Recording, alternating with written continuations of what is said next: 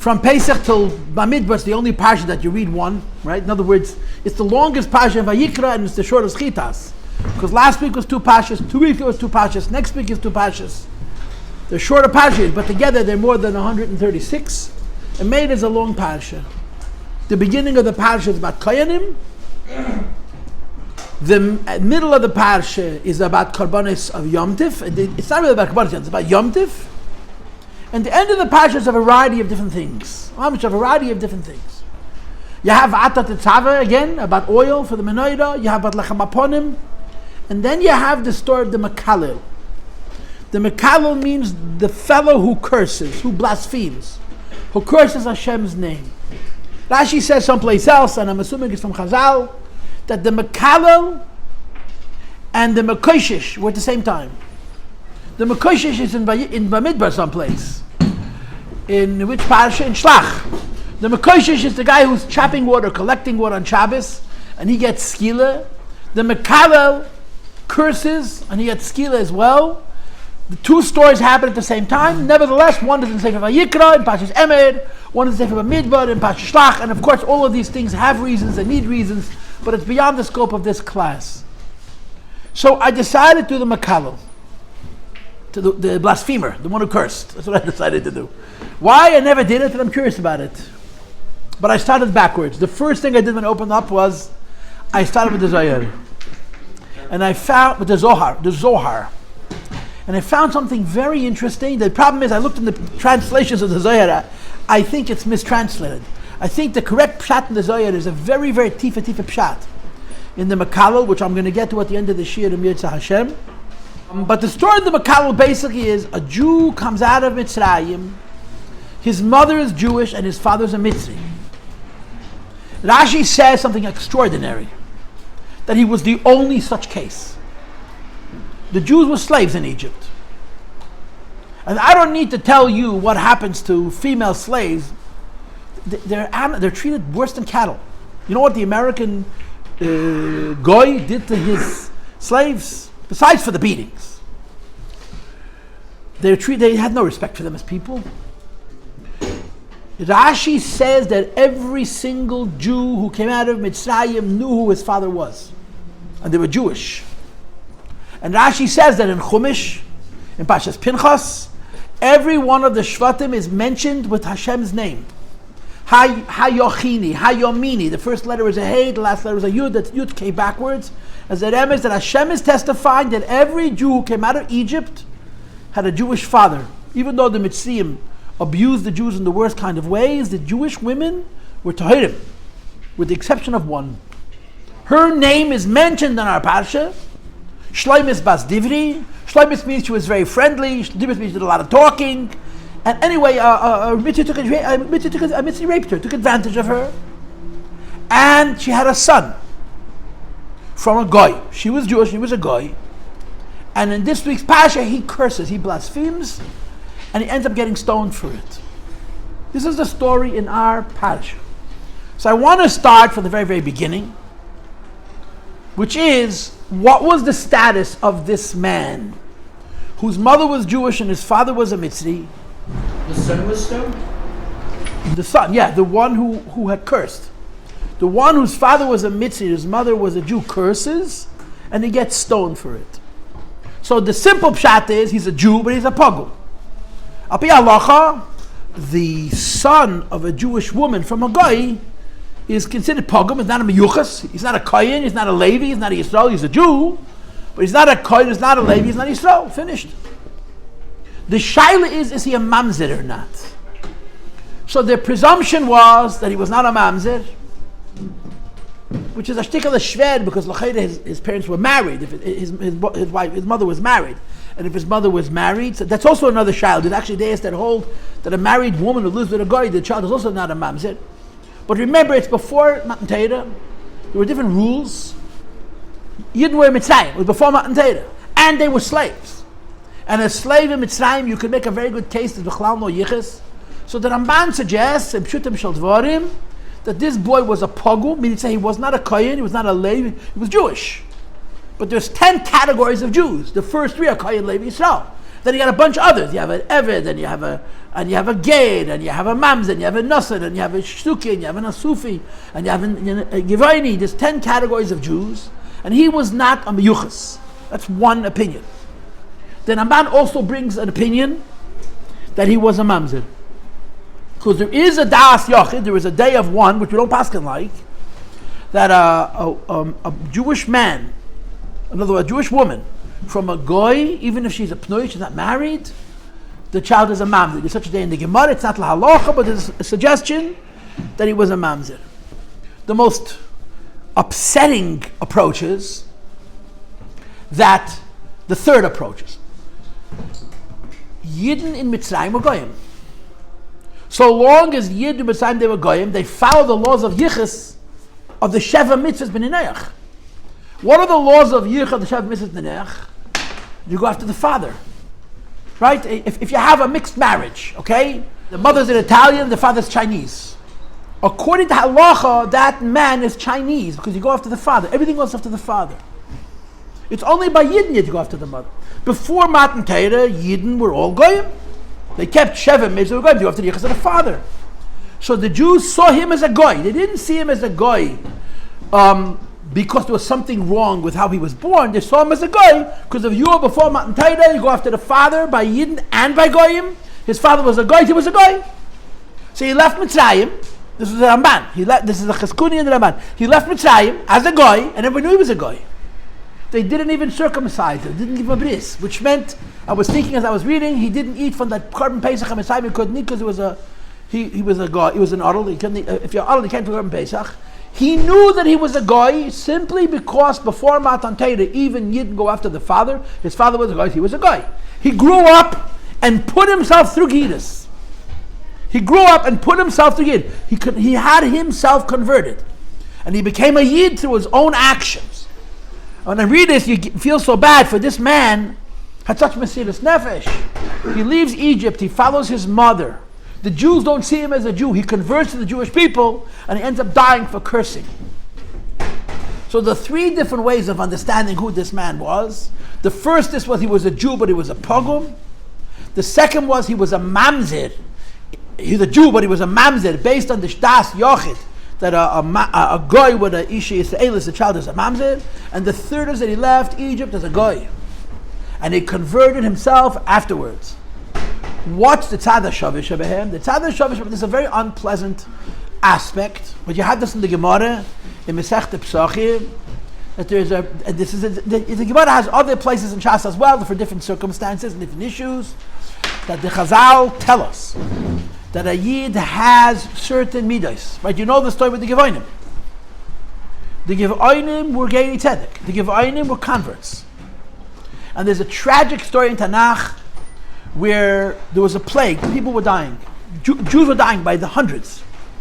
And David HaMelech, who was the king at the time, asked from the Urim Betumim why were people dying, and they told him people were dying al Shol al Beis Adomim, which means for not eulogizing Shaul properly on the one hand, and because Shaul killed a city of Kohanim, Noiv Ir HaKohanim, and in the city of Noiv Ir HaKohanim there were 8 Gevonim, Nesinim, Gedim. So David came to the Gevonim, the 8 Gevonim, and he said, please forgive the Jews, because since you're upset about the fact that 8 of your relatives were murdered by Shaul, who Shaul was already dead, there's a plague amongst the Jewish people, please forgive the Jewish people, and the Magaifa will stop. So he said, sure, we'll forgive the Jewish people, give us 8 of Shaul's family, we'll kill them, and then we'll forgive. And David begged them, please forgive. They refused to forgive, and David made a goydel. He chose 8 men, and Jews are dying every day, by the hundreds. David made a goydel, 8 descendants of Shaul's family, gave them to the Gvenim, and they hung him. And the Magaifa stopped. And David said, This is a law that you can't give one person not to save the city. David made a goydel, and the 8 names that came out, he gave them to Jews were dying by the hundreds. It was a Magaifa, it was a plague, an epidemic. And David said, only a goy doesn't forgive, a Jew forgives. Like the famous lashon you all know, Uf Shalu Bazu, the symptom of a Jewish person is Rachmanim, Baishanim, and Yem Chasadim. If a Jew has no rachmanas, there's something wrong with his Jewishness, and that's when David HaMelech said, "Nisinim asurim levivakol." The Gedim from the family of Given are not allowed to marry kosher Jews. That means Kohanim, Levim, or Yisrael. There's a presumption that there's something wrong with their yichus because they didn't have rachmanas, which is the Jewish midah. But there's another Jewish midah. So in that case, it was a lack of rachmanas. There's another Jewish midah, which is baishanas, bashfulness. The Gemara in the first Perek of Psachim talks about Lashon Nikiyah, speaking properly. And the Gemara gives a number of examples of people who spoke in a vulgar way. And they said, a person who speaks vulgar is a siman that there's something wrong with his yichus. There's something wrong with his Jewish identity because a yid with an edel character doesn't speak vulgar. And the Gemara tells stories, but they did a research and they determined that there was something wrong with the yichus. So this is part of the story with this guy, with this Ben Ish Yisraelis. Ben Ish Yisraelis. Because there was something wrong with the yichus, the Gemara says, Mamzeder Bar Chatzpanim, a child that's illegitimate has chutzpah, because he was born from a lack of edelkeit. So the fact that this man was able to curse was a symptom of his lack of refinement of character, because he was born in a way which was not kosher. On 3 levels. Either he was a pogum, which is not so bad, or he was a mamzer, or he was a goy who converted, which is the most painful of the 3, because the guy who converted l'chayri was meisen ever of Yiddishkeit, he ends up cursing, and he loses his life. This Ben Isha HaYisraelis, his mother was Jewish, and his father was a mitzvah. Was he still an Arl? Did they ever circumcise him? No, if he went through a Mila, if he went through Gerus, one of the halachas of Gerus is a bris. So I'm going to share with you 3 things. RaShI, the Ramban, but I really want to get to the Zohar, and the clock has no heart, and we also started very, very late. RaShI begins with what Vayetze. Vayetze ish ben ish Yisraelis. A man emerged whose mother was Jewish. So RaShI brings from the Chazal interpretation of one, Vayetze me'elame. Basically, he walked to his own death. It was almost as if he was committing suicide. When he got involved in that argument in which he engaged, which resulted in him cursing, which cost him his life, he almost did it on purpose. He walked into a situation where he was going to lose his life, and the implication is that there was almost intent. You understand? He knew he was getting into trouble, and he getting into trouble which could lead to bad things. He crossed a certain line and it cost him his life. That's the first interpretation of RaShI. The second interpretation of RaShI, which the Ramban also brings, is the most interesting because it's the one that most people miss. The parsha before is about Lechem Aponim. Right before the story is Lechem Aponim. Lechem Aponim, Rabbi Yossi, was baked on Friday. And if Friday was Yom Tif, it was baked on Thursday. And if Friday was Rosh Hashanah, it was baked on Wednesday. They would put it on the Mizbeach, on the Shulchan, on Shabbos. They took it off the Shulchan the following Shabbos, which meant the bread was a minimum of 8 days old when the Kohanim made it. And again, the same Gemara in Psachim, the Kohanim used to fight over the Lechem Aponim. They get teeny tiny little pieces of it to so many Kohanim in each mishmar to divide the Lechem Aponim. So this man, this Ben Isha, we don't know his name, the son of a Jewish woman, the implication is the son of a Jewish woman but not a Jewish man, laughs. The Eibishter eats 8-day-old bread. Eibishter is doing his kavya. 8-day-old bread. He can't eat fresh bread. And he laughs at this mitzvah. He mocks the mitzvah which is associated with karbanos. Now we know from Chazal that the Lechem Aponim had a special ness, that the bread that was on the shulchan had a special ness, that when they ate it on the 8th day it was incredibly fresh, and it also satisfied them, all kinds of wonderful things. But he laughs. And the implication of this laugh is that he wasn't sensitive to karbanos. When the Eibishter gives a mitzvah, you don't got to understand, but you don't laugh. Hashem said a mitzvah, you bring a korban. And he looks at it, as they say in the real world, logically, practically, realistically, and says, who eats bread that's 8 days old? They can't make fresh bread that's 8 days old. Hashem eat old bread? He laughs. The point is that when we are involved with the Eibishter, as we are in the Beis HaMikdash, you want 100-day-old bread, whatever you want, I'll give you. No questions asked. It's the Eibishter's business. It's kachim. It's the holiest food in the world. It's food, to use the fancy language. It's not only pure, like Truma and Bikurim and Ma'aseh Sheni. It's holy, heilige essen, holy food. And if the Eibishter wants 9-day-old holy food, he'll have 9-day holy food. It's fine for us. He incorporates logic. It doesn't make sense. And any time you incorporate logic when it comes to the Eibush, you get yourself into trouble. Like Kairach, like the Meraglim, and this guy also. What are you applying your logic for? This Eibush does will, don't ask any questions. And it cost him his life. Because when you start making fun of Karbanis, you're basically making fun of the Eibush. Or to say it differently, you're basically saying that Moshe Rabbeinu makes stuff up because the Eibush would never say something so silly, so you make fun of Moshe Rabbeinu. In either case, you're starting up with the wrong kind of chevre. So the Jews reacted to make fun of Karbanis. Imagine a guy comes over, a person walking to 770 and start laughing at one of the Rebbe's Mivtzayim. Doesn't matter which one it is. I don't think they'd lynch him, but it certainly would be an unpleasant experience. He opens his mouth and he's laughing at the Eibishter's mitzvah of Lechem Aponim, a carbon in the Beis HaMikdash. And the Jews say, excuse me, who asked you for your opinion? And he says, let's be reasonable, right? Let's be logical. And the more he talks, the worse it gets. And it ends up costing him his life because he gets into some fight with some guy and it gets more argumentative, maybe he got physical. He finally curses and they kill him for it. And again, the underlying issue is because his yichus was deficient, he didn't have what's called by Shonis Edel, a language. He was able to say the Eibish's name and a curse and it cost him his life. Is this the first reason? Like he went out to an argument about this specifically? Or the first one is sort of a general idea, it seems to me. The second one is specific. The third one is even more specific. What happened was, his mother was married to a man from Shevet Dan.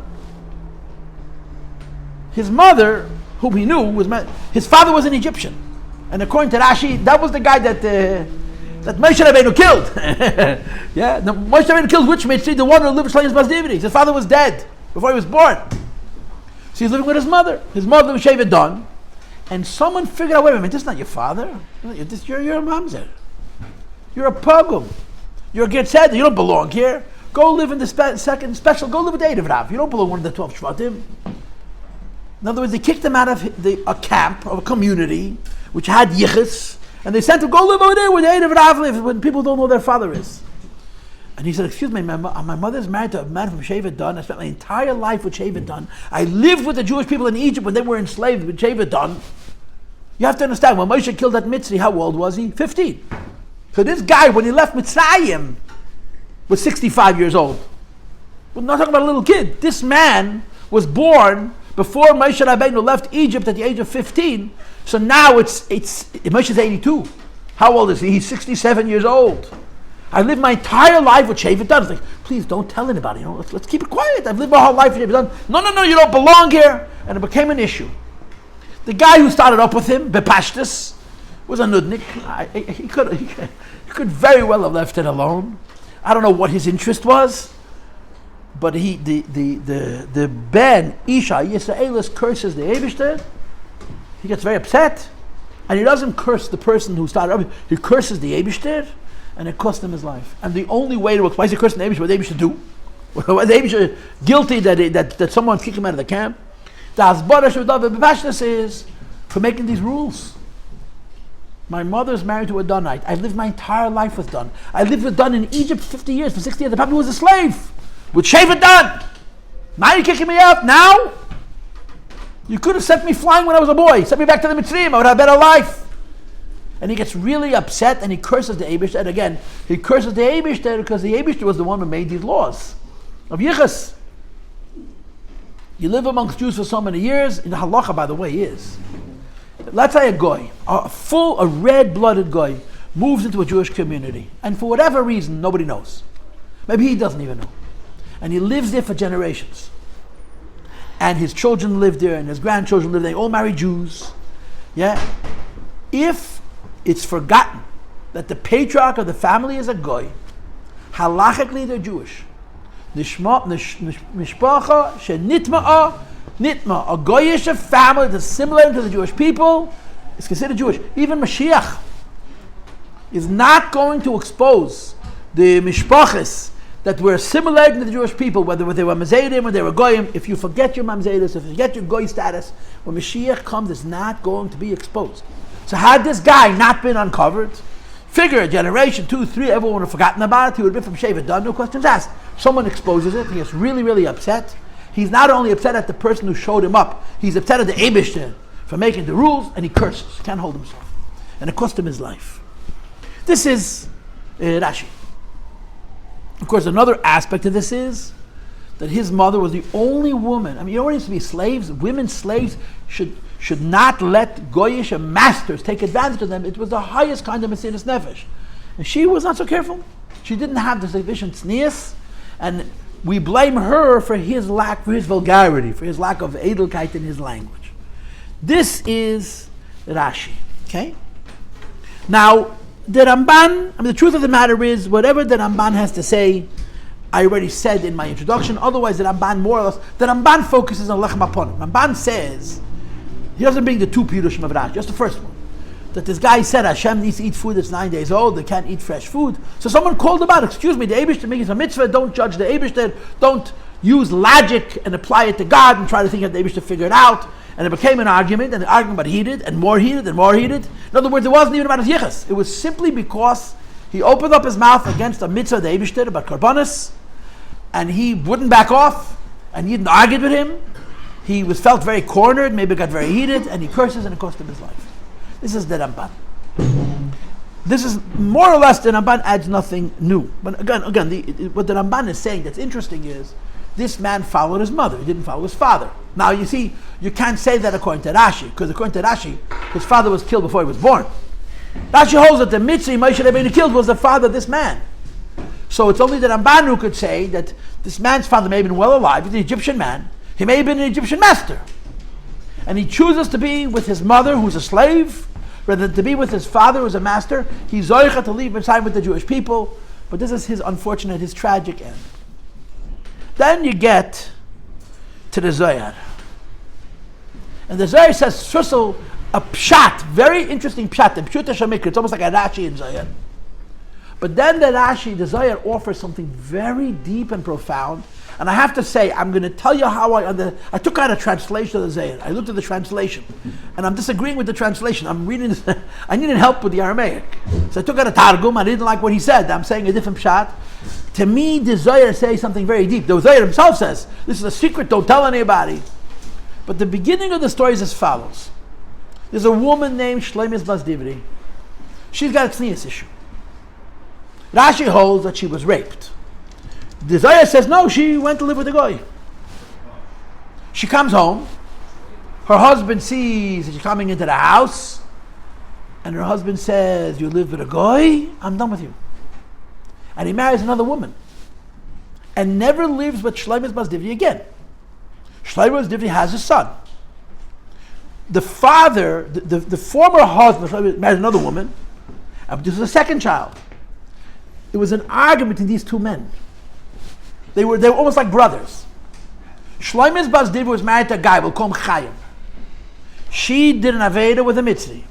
So Chaim marries another woman and has a son. That son is the one who's arguing with Shleimis Bas Divri. In other words, they're not really half brothers, but it's essentially an argument within a family. Because Shleimis Bas Divri is living with this man, he has no relationship with her, but she's living with him. He married another woman because he said, you lived in the midst of this, I'm not living with you anymore. So now it's an argument based between two brothers. The second wife of this Mr. Chaim produced a son who says to Shleimis Bas Divri's son, you're not my brother. You don't belong in this house. Get out. It was competition, basically. They were a threat to each other. So the Zohar adds a Gavaldik Gedil Pshat that Shleimis Bas Divri's son was living in the house of Shleimis Bas Divri's husband, who he didn't divorce her, but he had no relationship with her, who had another wife, who had another son, and these two boys are arguing. These boys, they're 70 years old, you understand?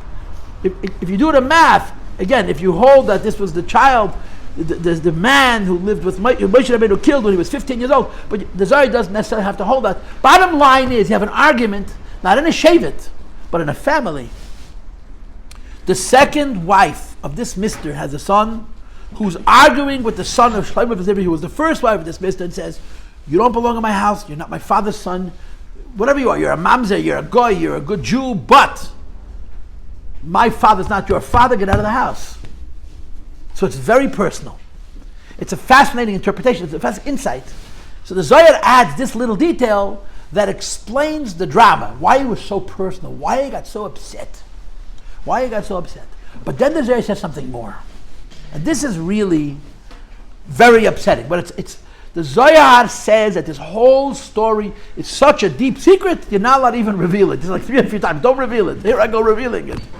The Zohar revealed it. Sorry, Zohar. They have this argument. You get the picture of it? You understand the situation? There was a man married to a woman. Her name was Shlomo Bas Zivri. She was mezaneh with a goy and had a son. The man doesn't divorce her, but takes a second wife and has a son from the second wife. So the son from the second wife and the son of Shlomo Bas Zivri are fighting. The son from the second wife says to the son from Shlomo Bas Zivri, "You're not my father's son. You're not from Shevet Dan. Get out of the house." He says, "Excuse me, I've lived here for 60 years. I belong here. This is my family." It becomes very, very personal. Who picks on who? This is what it says. The other man says to the son of Shlomo Bas Zivri, "Your mother's a zayna." He's the one who starts, which is very different than the other mafarshim.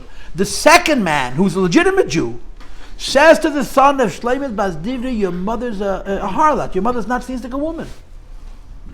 So now it's not about his yichus, but it's his mother's honor.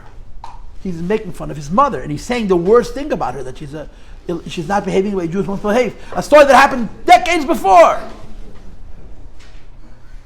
So now, according to the Zohar, he's defending his mother's honor. So he curses. Now, what is the word in the Chumash that's used for the curse? Vayikoiv. Vayikev means to curse, but the word Vayikev actually means to pronounce. Vayikev as Hashem, the Zohar says he pronounces the name. So this gets a little tricky because of different interpretations, but if I understand the Zohar correctly, what happens is this. These two men are arguing. The son of this Chaim guy accuses the son of Shlomo Bas Zivri, your mother is not a kosher woman, she's not behaving properly. So the son of Shlomo Bas Zivri is concerned with the honor of his mother. So he doesn't curse, he just says Hashem's name. He just says Hashem's name. But Yikev as Hashem means, according to the Zohar, he simply pronounces his father's Hashem's name. He just says the Eibishter's name. And the Zohar explains the Kabbalah Shebedavar, that the Eibishter's name has many levels and many different names. And Vayikev as Hashem, the Zohar interprets that he uses the name of the second Hey of Hashem's name. And there's a commentary on the side of the Zohar that explains what this means.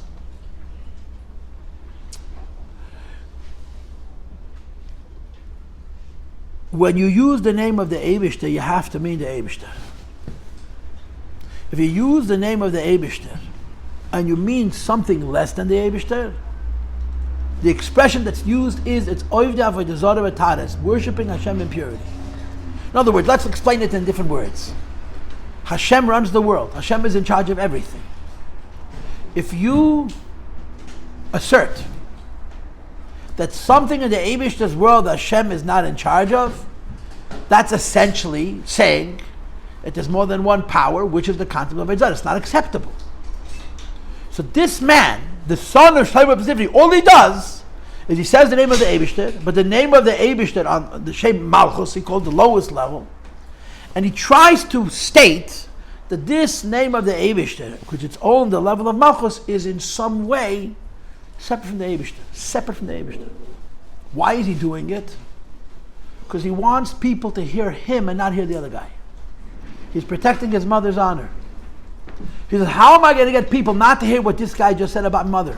I have to say something radical. I have to say something upsetting. I have to say something to other people's attention. So the Zohar of Vayikev as Hashem translates it. He simply says the name of HaKadosh Baruch Hu. But the way he says the name of HaKadosh Baruch Hu indicates, it's as if you were to say that the Eibishter on this level is not a complete balabas. And that's why he loses his life. The Zohar explains the entire story very, very spiritually. He's trying to get people not to hear what was said about his mother. So he says something radical. And again, according to the Zohar, if I understand it correctly, he doesn't actually curse Hashem's name. He simply says the name of the Eibishter as if the name of the Eibishter is not one with the Eibishter. I mean, to give you a simple example, and I don't have time to elaborate on this, for more reasons than one, but let's just say this as a way of an example. There are 10 Sfiris, right? If you call the 10 Sfiris Malachim, that's borderline Avodah Zarah. Because the Sfiris not Malachim, the Sfiris are godliness.